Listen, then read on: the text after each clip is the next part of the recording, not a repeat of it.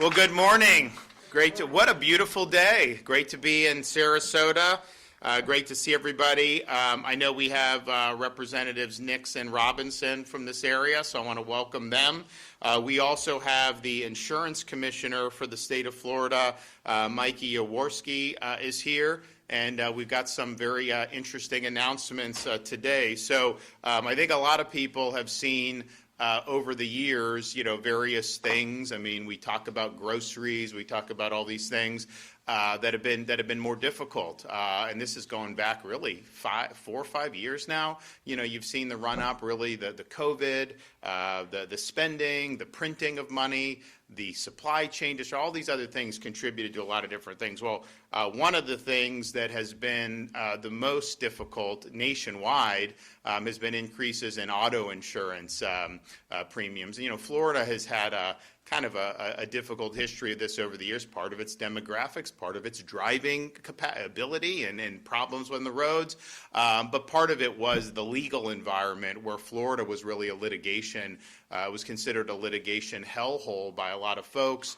and that contributed to consumers having to bear more costs with respect to auto insurance. And so one of the things that we did recently was do major litigation reform in this state. The end of 2022, the beginning of 2023. A lot of people have been talking about doing this for like 20 years, but it's not easy to do. You got to get the legislature to do it, and all you got to do, you drive around the state of Florida, you get on the highways, and what do you see? You see signs for lawyers, right? And the lawyers want to bring lawsuits, and obviously the legal profession over many decades has transformed from a profession to a business. And so they're trying to make money off this stuff, and they obviously want to be able to bring more lawsuits.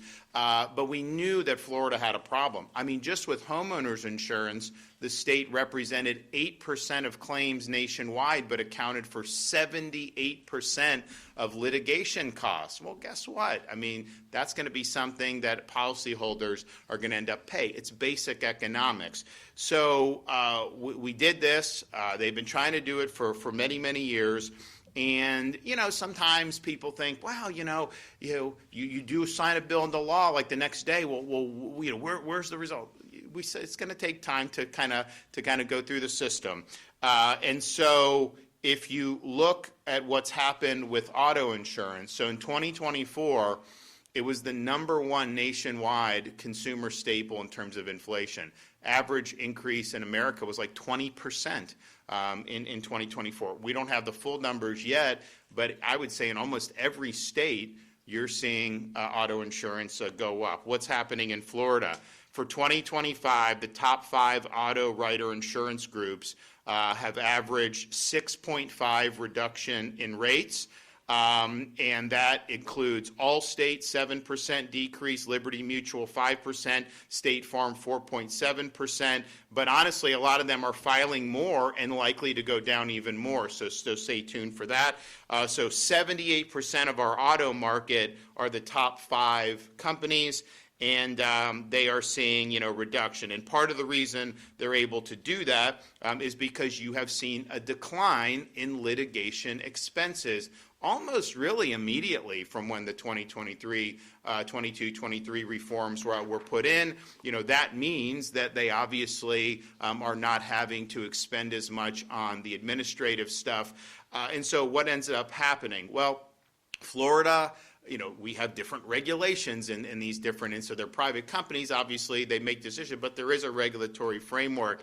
And we do have consumer protections in this, especially for people with auto insurance policies. So as they submit different rates, and they're entitled to do that as long as it's within the framework, they do look back at years prior to see if companies actually owe any of the policyholders anything. And so Commissioner Jaworski has been working with these companies because given all the money that's been saved with these reforms, now looking back even a couple years, consumers now have an ability or have even a right to be able to get some of these refunds. And so we're able to announce today that with thanks to Commissioner Yaworsky, he has secured almost $1 billion in credits for Progressive auto insurance policyholders.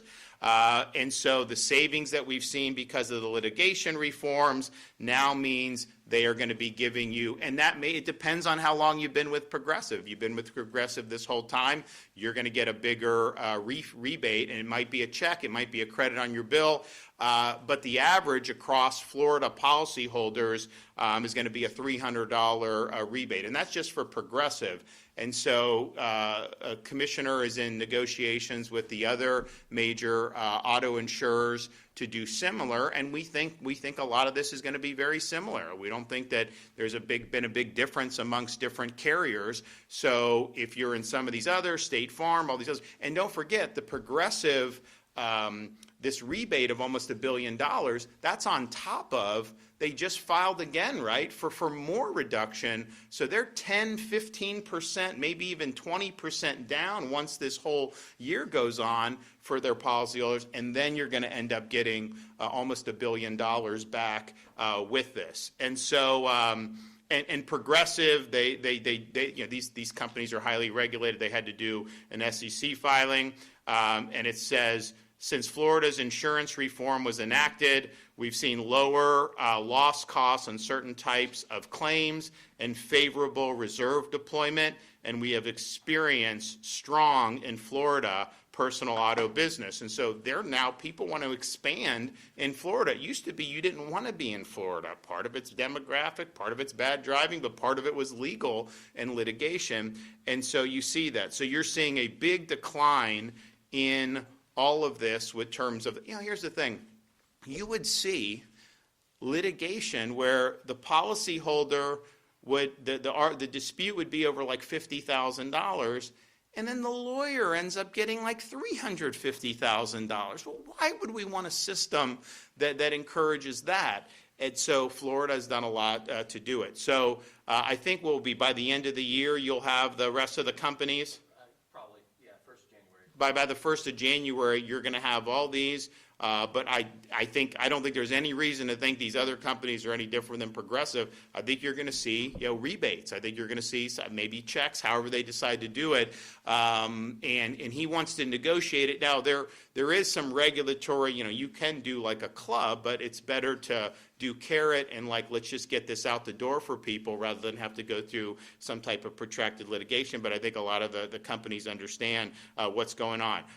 So that's a big deal. That's going to be very helpful for folks, and I think that there's going to be more to come. And I think the trend is, because of what's happened with these litigation reforms, litigation expenses are down.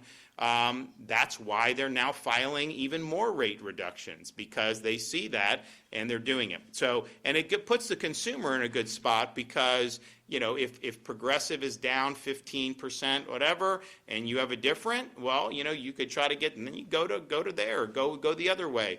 That's really puts the consumer, I think, in a much better spot than they have been in previous years. And I think that they're all going to be, basically, if they want to keep business. I have some people telling me oh my gosh, first time I got declines in auto, I got this and that. A lot of people were happy. Then some people were like, I didn't get a decline. I have the same. And I was like, well, did you shop around? They're like, no. I was like, well, shop around. Oh, yeah, you're right. I got it. So I think that that's going to be good news. I think that's going to continue. So that's on the auto, and we're really excited about the prospects there.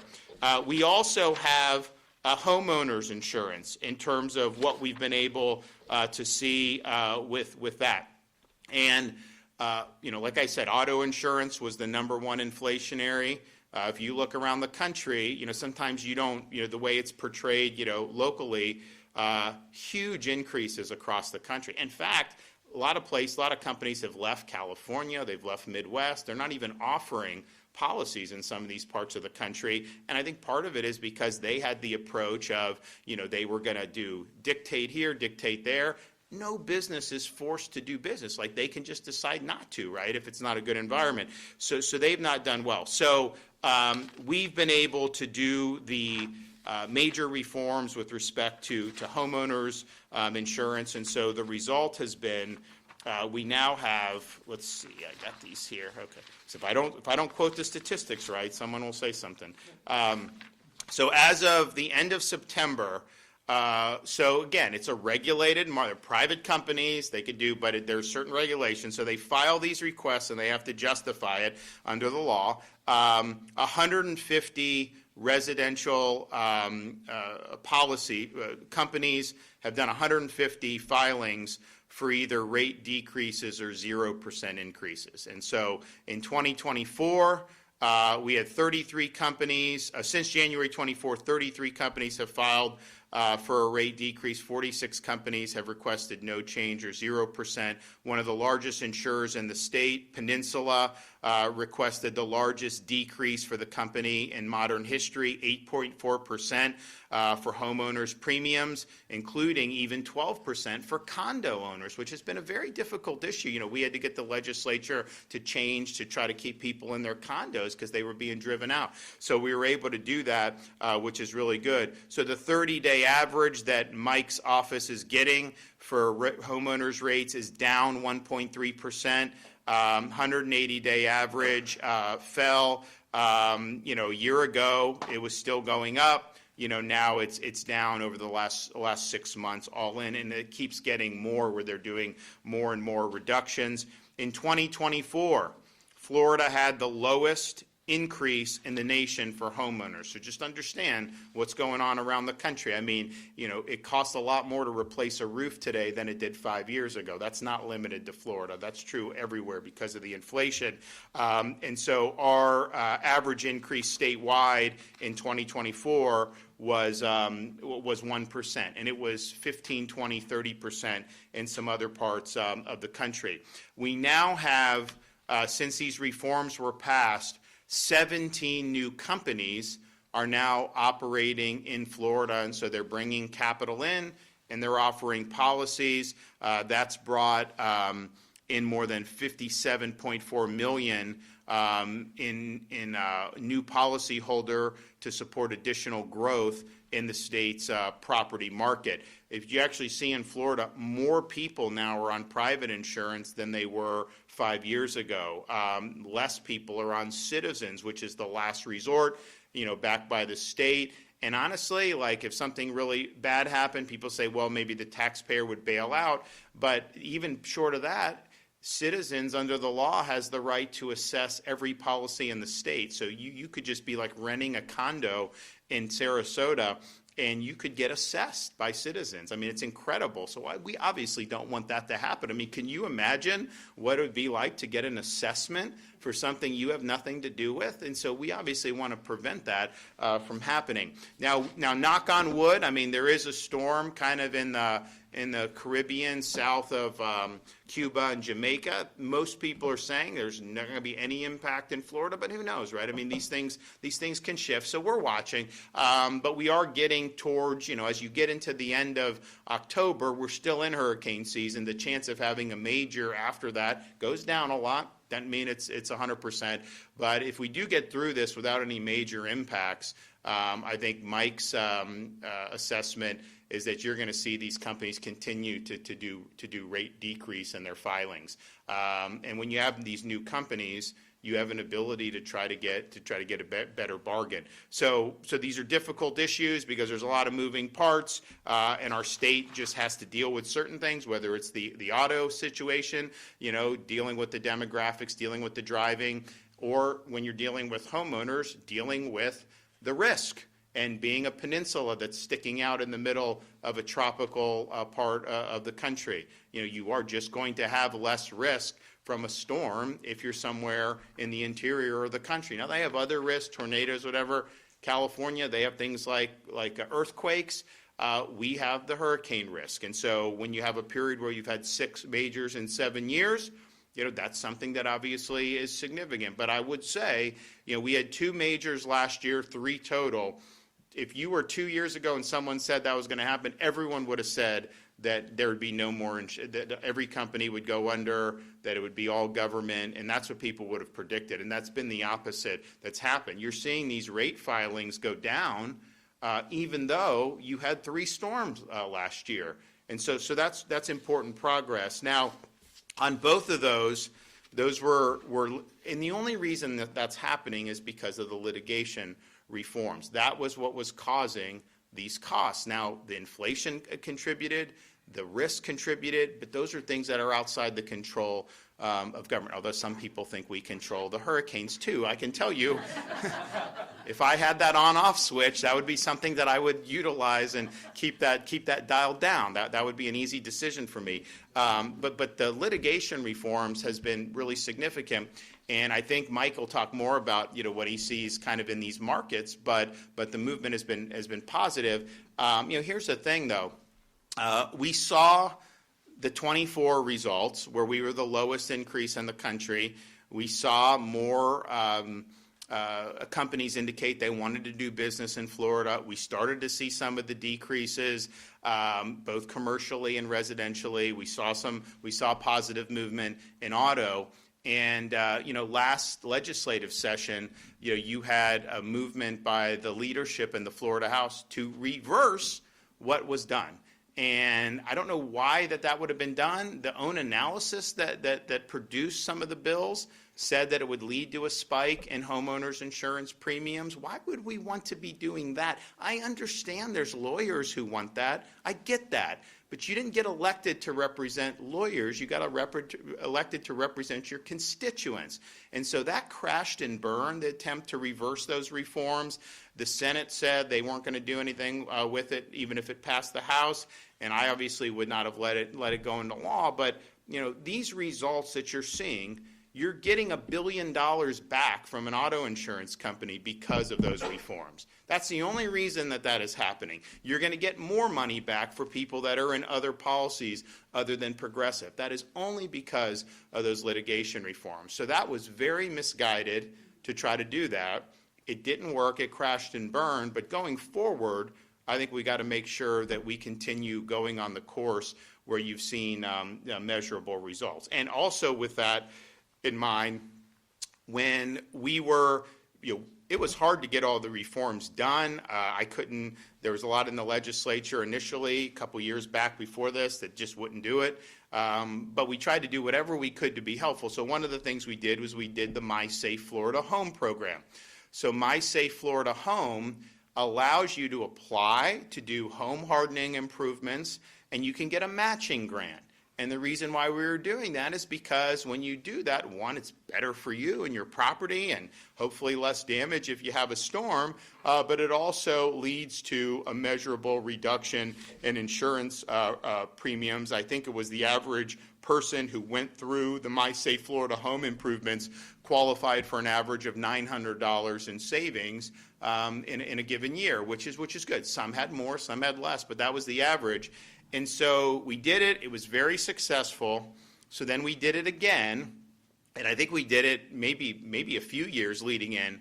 So then we got to 2024, the budget, and it had money in it, and people got on a waiting list because the funds ran out.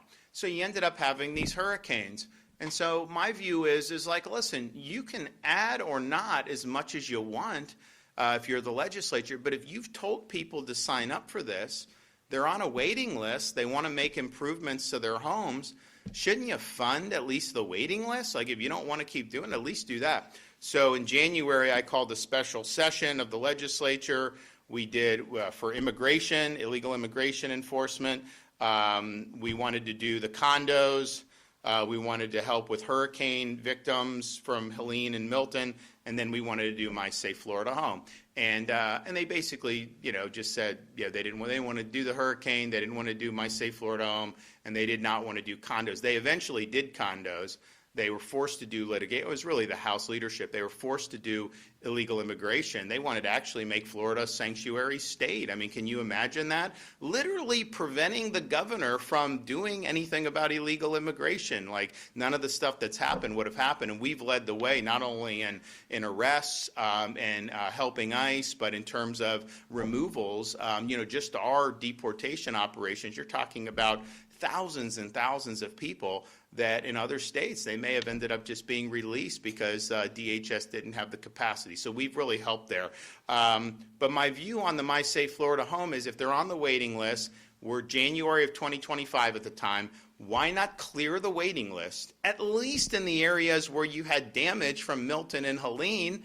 Those folks can then make the repairs, and then if we ended up having storms in 2025, then they would be protected from that. But that wasn't done. So then they did do in the regular budget, they did do some money, but they put some restrictions on it. So there are people on the waiting list who were approved for this, who now these funds, are not able to necessarily be reached because they put limitations. So my view is like, look, you made this promise. You told people to sign up, so let's at least clear the waiting list and let's fund this. Now, knock on wood, we'll see. Maybe this area, isn't going to have any impacts from this tropical season. I think that'd be great. I think you deserve a break from it after what you went through last year. So hopefully, but man, why don't we do that? So I think My Safe Florida Home, it's not like it's, there's a lot of different things that happen. But this is something that has made a difference. And especially when people were really struggling during those many years, if we can help to make their property better, but then also give them rebates, that's something that I think we need to do. So hopefully we'll be able to get that done in the upcoming year. Well, what I want to do is make sure that people have that so that they can finish the improvements in time for next hurricane season. To drag it out, I don't think makes a lot of sense. And so that is an important thing that we do to be able to bring relief. So all told, I'm really excited about this announcement with Progressive. I think people being able to, we're so used to going to like the grocery store and like sticker shock or this or that, to actually get money back. That's a really, really good thing. And it's attributed to the reforms that have been enacted in Florida. And we want to see, I know Mike's going to work with all the other companies to get that statewide across all our carriers. I don't think there's a single carrier that's not going to probably be triggered, where these refunds aren't going to be triggered based on what's happened in terms of saving. So you end up having Progressive folks, policyholders, that's happening. More will happen. But then we also think they're going to be further reducing rates as we get through the balance of this year and into next year. So all told, that's great progress. So Mike, you want to come up and expand?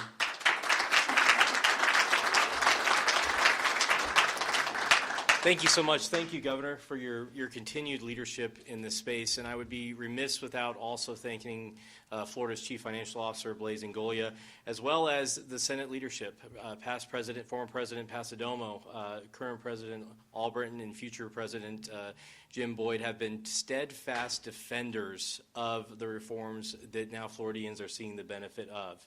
And I can tell you personally, day in and day out, it is not always the most pleasant experience to be the one that is deciding whether or not to raise rates. But the news over the past few years has been tremendous, and it is accelerating and it is increasing due to the reforms that were put in place. The $1 billion, I want to commend Progressive particularly for coming to the table first. To work with us to negotiate this, to get dollars back to consumers faster, to avoid those statutory triggers and avoid a fight. Everybody here has just done the right thing. And we look forward, as we're talking to other companies now, to begin that same process. And all these discounts, as the governor mentioned in that space, that reduction, that credit back to consumers, is on top of an unprecedented period in Florida's history where we are seeing rates go down in the auto space at a pace we have not seen in decades. And that is directly attributable to the litigation reforms. What Florida did in this space, it did not eliminate the option for consumers to litigate against their insurer. It restored rationality to that space in the same manner that exists currently in 49 other states. It was tremendously difficult to get through the legislature.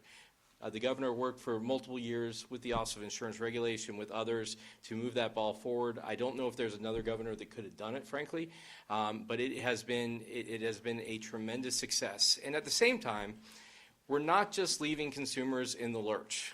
We are moving forward on, at the same time that tort reform was passed, insurer accountability was passed. And so that includes tremendous new resources to the office that we have put to use in ensuring that insurers are acting appropriately following claims. So far this year, we have closed over 100 investigations into insurer activity. We've closed dozens of market conduct examinations. We've fined insurers more than in the past decade, in this past year. And we have returned over, on top of these other things, where we've identified issues where consumers should have been paid more or a different amount, we've returned that in the form of restitution to consumers to ensure that they are made whole. When a catastrophe strikes, it is often the worst day of a consumer's life. When they've lost their home, when they have nowhere to place their family, when they're not sure about the future. And the promise of insurance is that they will be there to make those consumers whole. And we're going to continue to be on the back end making sure that those companies are doing the right thing. We'll continue to ramp up accountability smartly so it doesn't scare off competition, but ensures that we have a vibrant marketplace that our consumers can rely on. On the property front, the governor mentioned Florida had the lowest increase in the cost of property insurance in the country last year. And I expect it to be a similar trend this year. And that, again, is directly attributable to tort reform. At the same time, imagine a situation 4 years ago where we had 3 major hurricane strikes on the state of Florida at the same time of having the lowest rate increase in the country, where other states such as Nebraska are increasing by 2-fold, 3-fold. It truly is an amazing testament to this hard journey of doing the right thing to fix this marketplace, not just for those of us that live here now, but for our kids, for other people that move here in the future, for everyone else. It is a long-term, never-ending story in some respects to keep these markets vibrant. But the tort reforms stand among those that have happened in the past, such as the creation of the CAT fund, such as Citizens, such as the public model, such as all these things that Florida has done ahead of other states to handle this problem. And so I'm hopeful that as we move into this next legislative session that we can talk about, I think the governor has expressed in the past he's more than happy to talk with the legislature about things that move the ball forward in insurance for consumers. He mentioned My Safe Florida Home already, and some other things. I'm hopeful that we can move the ball forward on things that will meaningfully add value to the consumers in the state and move past this trial bar issue that exists among bad acting attorneys in the space. That $1 billion, much of it that is now going to the pockets of consumers, would have been going to those attorneys' wallets. And that is the bottom line. And so we'll continue to see that success. We'll continue to see the good news emerge. I'm very optimistic about reinsurance, which is somewhat a complicated space, but it's essentially insurance for insurance companies. Florida is heavily reliant on reinsurers for our catastrophe risk. I expect that market to show continued signs of improvement following this year, which will lower the cost in a rapid way for all consumers of property insurance in the state. And so I want to just thank everyone again. Thank you, Governor. Thank you to the House, to the Senate, who have stood by and kept these reforms in place. And I hope we can continue that trend and do great things for Floridians. Great.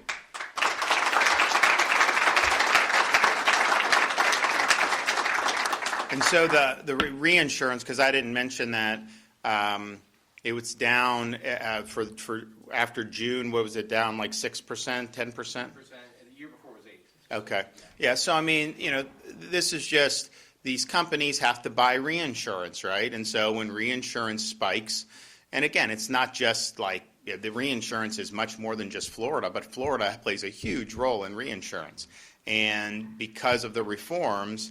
The reforms that were done at the end of 22, the reinsurance they said was going to go up a lot more. It still went up, but when they saw the reforms, the increases were less than what they had thought. Now you're starting to see decreases, and likely we'll continue to see more of those decreases, which just makes it more economical to be able to offer different policies. So very complicated subject, especially when you have a very complicated market like Florida. But those trends are undeniable, and I don't know what share off the top of my head Progressive has of the auto market in Florida, but $1 billion is significant, and if these other companies are doing something similar, that's going to be a lot of breath of fresh air. And as Mike said, Do you want that refunded to you as a policyholder or funneled to lawyers and put in? I mean, like, is that even a debate? I mean, of course, what we're doing is the right thing to be able to get done. So thanks for everybody that's been involved in it, and thanks for Mike for leaning in and getting the negotiation done. And I know hopefully over the coming weeks and months we'll have more great news in terms of some of these companies also doing the refunds for their consumers. All right, we got any questions? Governor, you have any issues with Sheriff Chad Conister and the testing scandal that's going on over at ACSO? I am not up to date on that, so I'll reserve comment. Governor DeSantis, I was going to ask, how do you think working with Senator Jim Boyd as Senate President will help, especially since his background is based so much on insurance? Well, I think Jim's been a great ally to our administration. I think he's done a great job representing the people of this region. And on this issue, he probably knows as much or more than anybody in the Florida Senate. And when all this stuff was being pushed earlier this year to unravel the hard work, I mean, he was very much steadfast against doing that because he understands the issues and he saw the trends that were happening, and the worst thing you could do is reverse the trends. And it was interesting, when we did the reforms, we didn't want to be in a situation where, like California, they're leaving, right? The companies leave. They're leaving other states. And because then the consumer, if you only have one option, you have your defense against prices rising is a competitive market, right, as a consumer. Because, if you only have one monopolies doing it, well, then it's hard. So that's your defense. And we didn't want to be in that situation. Well, we saw the companies were interested when we did the reforms, but the one that some of them said, well, we're worried that it may get reversed. I'm like, how is it going to get? I did not honestly believe they would try to do this earlier this year. I was really surprised. But I think now that really crashed and burned, I think people have a lot even more confidence. So I think that we've had a lot of companies come in, but I think you could even see even more attraction to the Florida market. And look, we can't, all the other stuff with Mother Nature we can't control. But the reality is we had 10 years where we had no impacts, right, for hurricanes. And if we can get through this year, that'd be great. But man, imagine if we get on a run. We'll prepare to get, but if you get on a run on that, I mean, you're going to be in really good shape with all that. So I think Jim's been great on this and on a lot of other issues, and he's going to do a really good job as the president of the Florida Senate. Yes. Can you comment on the Schools of Hope legislation and some Sarasota County school board members' concerns that'll impact negatively district resources? I don't think that's true. So I think what he's talking about, so we did the Schools of Hope to really attract charter operators in areas that are very poor performing. And one of the aspects of that was if there's excess space in these school buildings, that the charter operator could use that excess space and then do a program. So we brought Success Academy down from New York City. So Success Academy, now Florida is favorable to school choice. New York is not, right? So Success Academy has gotten into the city in very difficult areas, going against the unions, going against the politicians, and they've had really significant success. And so when we started talking to them about coming, their view is, we're going where people say it can't be done. That's what they want to do.